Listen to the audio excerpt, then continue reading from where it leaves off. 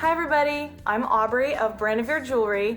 Some of you will have noticed that this tutorial was published earlier in the week and it disappeared for a few days. I am sorry about that, but it's back now, so fear not. For those of you who did not see it the first time, welcome. Today I'm going to be teaching you guys how to make these glorious, beautiful, flashy, showy earrings for the holidays. I love dressing up and getting dolled up and going out. I don't do it very often, kind of a homebody, but when I do, I like to be showy and elegant and pretend that I know what I'm doing. So so I wanted something really pretty for you guys. The joy about these is that we're going to be working on a netted background, so you can change up the wire styles and shapes, and the crystals are just Swarovskis, and you can change up the colors of those to match whatever outfit you guys want. I was first introduced to this style by a jewelry artist named Zyta or Zyta. I don't want to mispronounce her name. Her last name is Rogowska. She's a beautiful person and a beautiful artist, and I have admired her for years. I purchased several of her tutorials many years ago. The website I bought them from is no longer up and running, but you still can find her on Facebook and Pinterest, and I will give you guys her name below so you guys can look her up. She has a bunch of tutorials. She has some on earrings and a bracelet and some rings and necklaces, and she's just amazing. Her tips and tricks and everything she teaches you, it's just really worth it. I highly suggest you guys go contact her and get her tutorials. You will not be disappointed. So the netted technique that I will be showing you today is a Viking knit, and it goes from left to right, my Viking style, but that's because I'm mostly right-handed, and this is probably backwards for you, I don't know if it is. But for all of you lefties out there, you can just switch it in reverse and weave front to back the opposite way. You guys can go from right to left, and the background will just look the same. So don't worry about that. So we will be creating wire elements that you can wire down, just like sewing.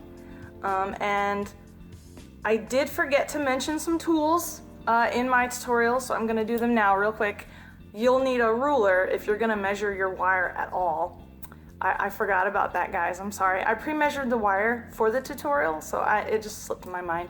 So you're gonna need a ruler. Mine is old and broken, it's like 99 cents, but you'll need a torch if, and only if, you want to ball up the ends of your element wires.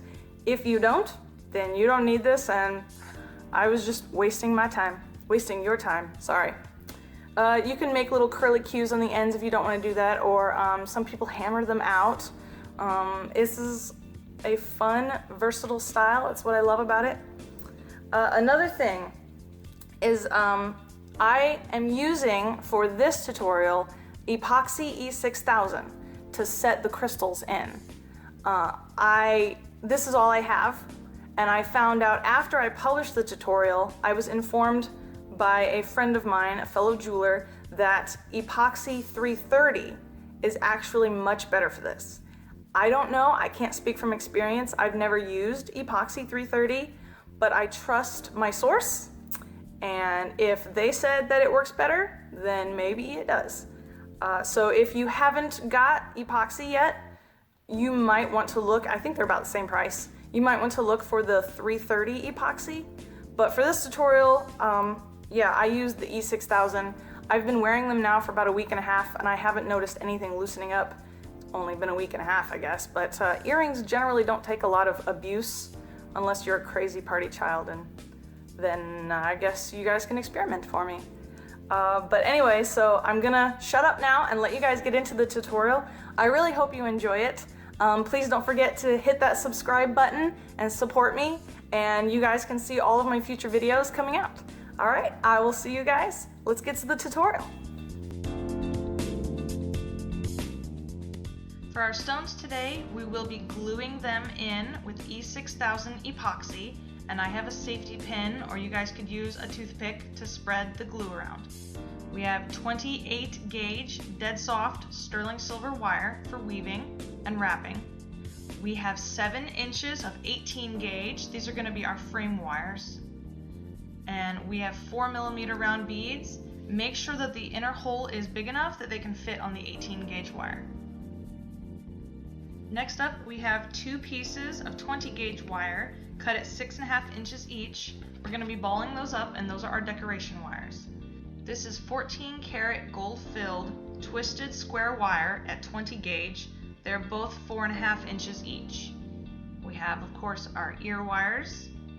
And then the stars of the show. These are Moonlight Crystal Swarovskis. This is a 14mm cushion cut and a 6mm round, and I will link below the shop that I got these from.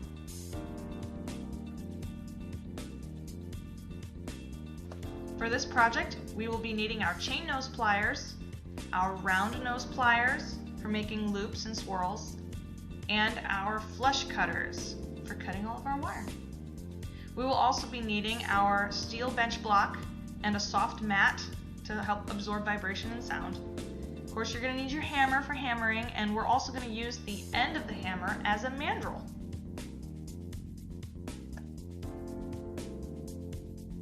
We're starting with our 18 gauge, and I'm going to measure it about 2 inches, and we're going to make a 90-degree angle here with our chain nose pliers. That way we have a place to hang and have our beads. I'm going to take these wires, if I can, and I'm going to shape them around the end of the hammer. I'm trying to go for a teardrop shape, and I want to make sure that it's going to be large enough that my crystal will have plenty of room to fit in there. You can just adjust it by hand until you're satisfied with it. I can see here that I actually want it to be a little bit bigger because I'm trying to leave plenty of room for there to be an outer frame and inner frame as well.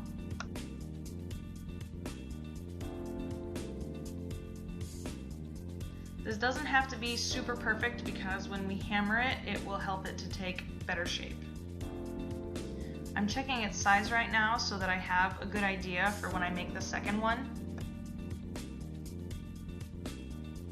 Before I finish this one off, I'm going to make the second one so that I know that they are as close as I can make them.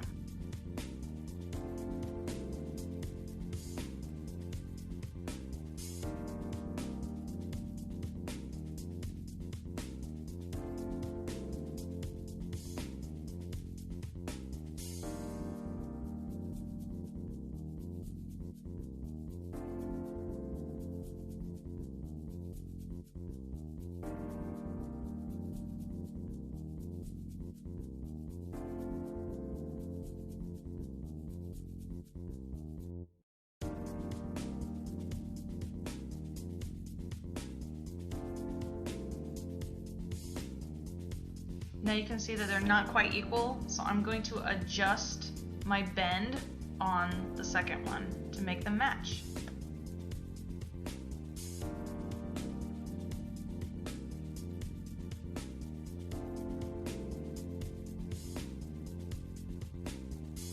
Now that I'm happy with them, I'm going to go ahead and wrap this extra around the top portion that's sticking up that we're going to hang it from. I'm going to wrap it around 2 times, making it nice and tight, and trim it and pinch it down as flush as I can.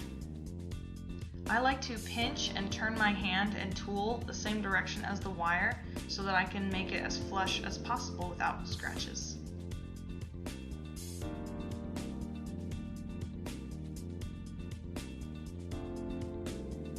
Now I'm going to carefully hammer the entire outside frame, moving in an outward motion.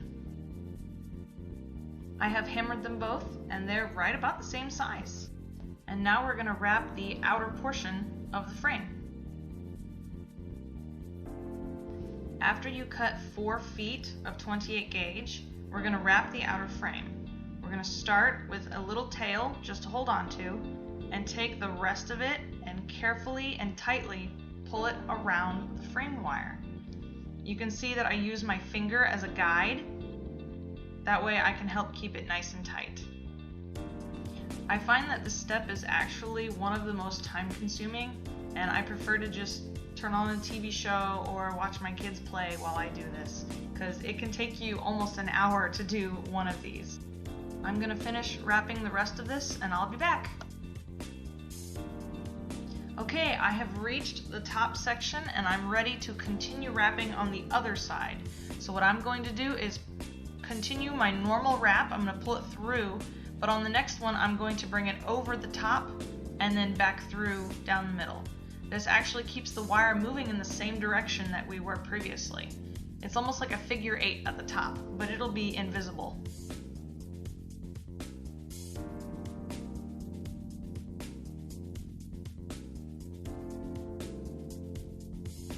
Continue wrapping, just keeping it as tight as you can.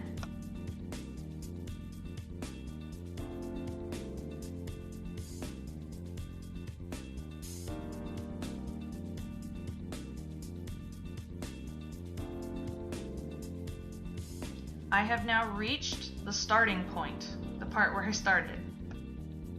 We want to try and finish these as close as possible, so I'm just going to do my last couple of wraps. I push the wire away from each other, trying to make more room, like I said, so it's nice and tight. And when I get to the point where I think it's tight enough, I'm going to go ahead and trim both pieces.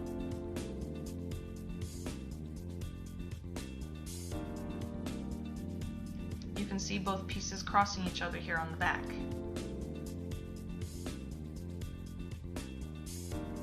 Trim them as close as possible with your flush cutters, and then we're going to pinch them down.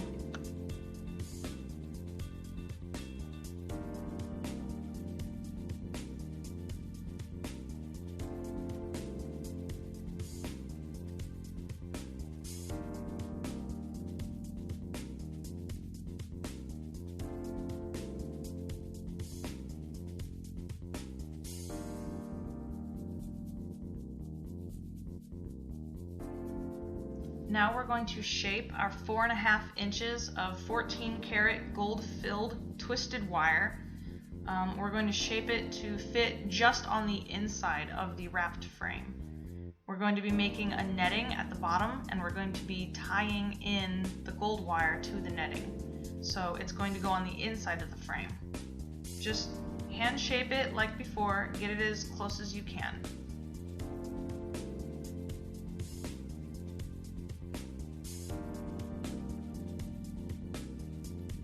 When I have it shaped about how I want it, I'm going to trim off the excess wires. Try and get them as close to touching as possible without overlapping.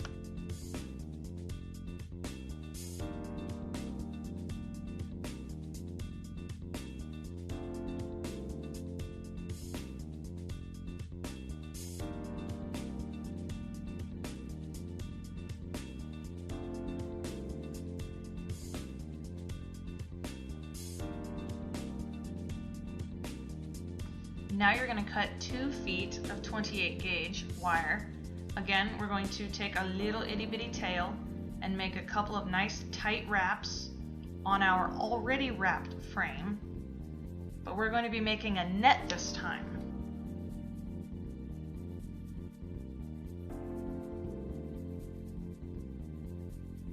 After I've wrapped it a few times nice and tight, then we're going to make our very first little swoop.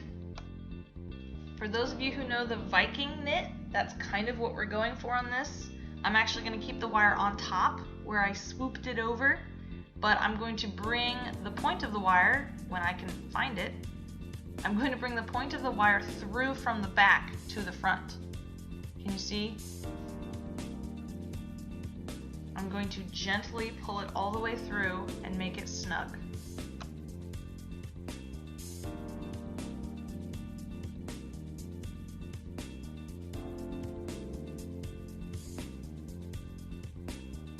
I use my fingers to kind of guide it a little bit. You'll see me do that a lot throughout this project. It helps to keep the wire in line and it keeps it from getting kinked. Just like before, I'm going to bring the point of the wire through from the back and carefully draw it nice and snug. And I'm going to repeat this motion down the entire length of the frame. I'm going to swoop it over the front, carefully lay it down, and bring our point in through from the back. Pull it snug. And then you're going to loop it over again, or swoop it over, sorry guys, swoop it over the front again, and then bring the point of your wire back through from the back. If I can learn how to talk. Just watch what I'm doing and don't listen to me.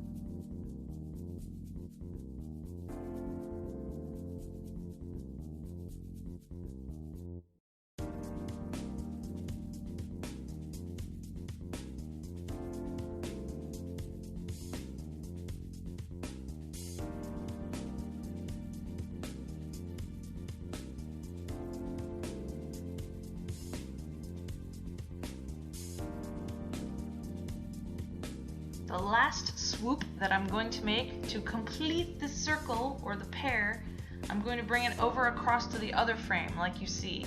And I just brought the wire through from the under, from the back, from the under, that was weird, from the back. Can you see what I've done? Now I'm going to take that pesky little tail and I'm just going to wrap it around the opposite wire frame a couple of times until I can make it disappear.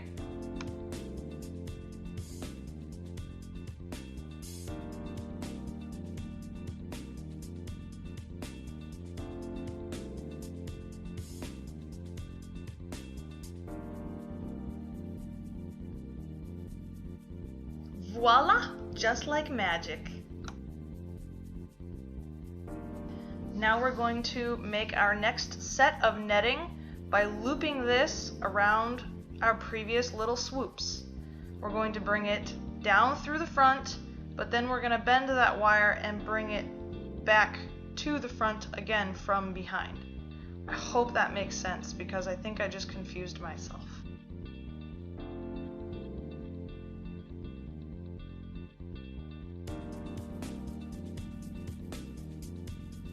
Okay, I'm going to do it again. We're going to take the point of our wire, put it down from the front to the back in the loop, and then we're going to push the end of the wire back to the front on the inside of our wire. And gently people, pull it nice and tight. I hope you can see what I'm doing now. We're going to be doing this on every single loop all the way around the frame again.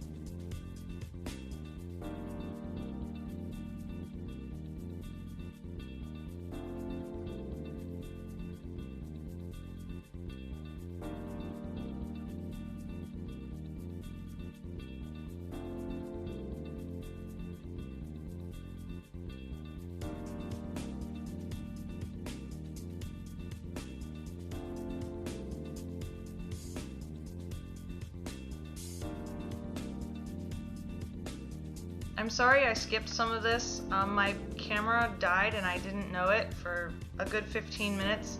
But this can go by pretty quickly once you get into the hang of it. For this next round, we're going to skip that top loop. You see the one I'm pointing at? And we're going to do our little Viking swoops through the next one. Not the first one, but the next one. If I can grab that wire. Any time now would be nice. There we go. Gently pull it snug and bring it down through the front. Can you see? And now we're going to skip every other swoop. We're going to do this one next.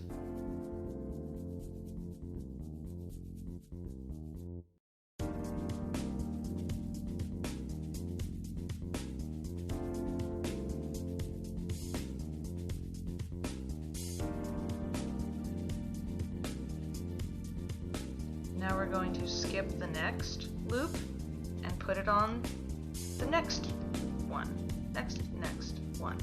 We're wrapping every other one on this round, okay guys?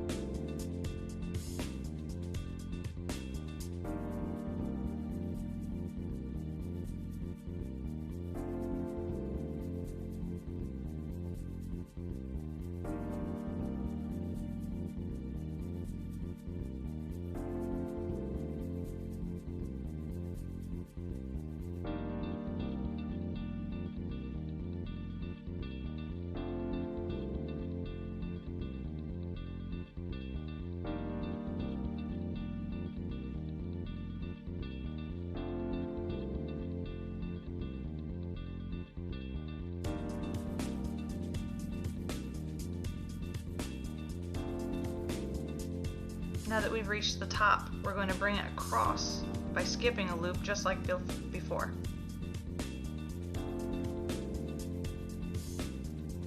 Now that we've reached the end and our wire is getting short, I'm going to go ahead and use the rest of the wire that we have to fill in the middle. It doesn't have to be perfect because our decorations are going to be on the outside wires, so just wrap a few more loops until you're satisfied with what you have.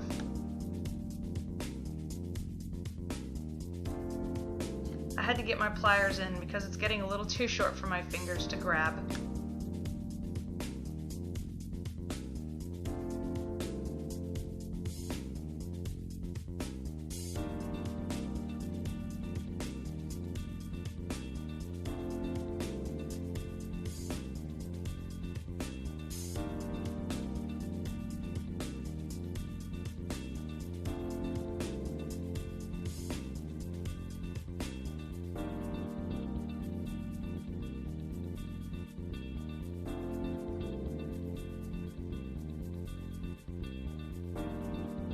I'm gonna go ahead and finish this wire right here by wrapping it around that 28 gauge a few times and then trimming it flush.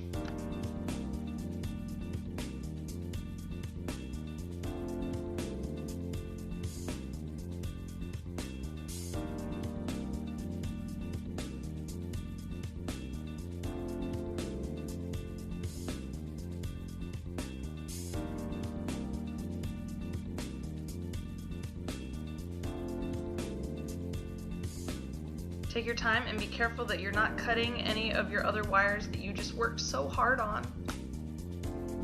Pinch it down carefully and make sure that there are no scratchy bits.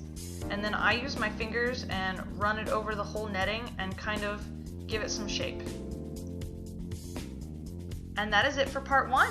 Join me in part 2 where we're going to add our gold embellishments.